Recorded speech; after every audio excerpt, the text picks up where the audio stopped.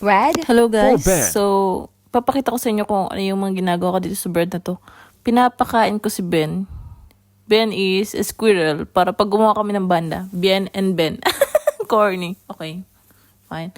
So, parang dinudurog ko siya o ginagawa ko siyang maliliit na peraso para mas easy sa kanilang, kapag hindi sila mag-away-away, marami sila maghahati-hati. Madalas ko sila nakikita naglalakad-lakad dyan. Di man kami ganun ka-close. Kaso, feeling ko, dapat pinapakain ko sila. Wala. Parang required lang. Minsan nga, nangangatok yun ng pinto eh. Ewan ko kung sinasadya niya ba yun o papapansin lang siya. Kasi nga, ayan, 2 bread yung kinuha ko. Tapos, check natin kinabukasan kung naubos ba nila. Everyday kong ginagawa yan. Chine-check ko talaga kung kinakain ba nila or hindi. Kung ano yung gusto nila.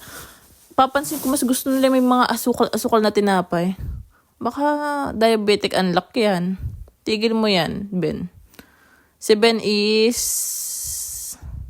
Di ko pa siya masyadong nalalapitan or nakakausap. Ay, nakakausap? Sa salita ba yun?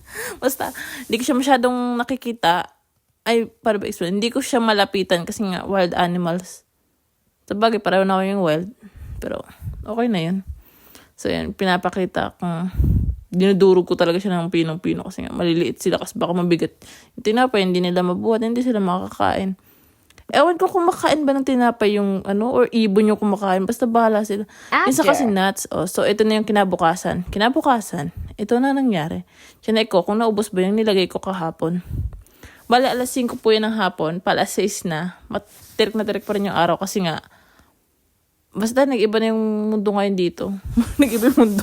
Saka nakatala, girl. So, ayun, may natira 3 piraso. Nahiya pang inubos, no? 3 piraso, meron sa sahig. Tapos na, bye.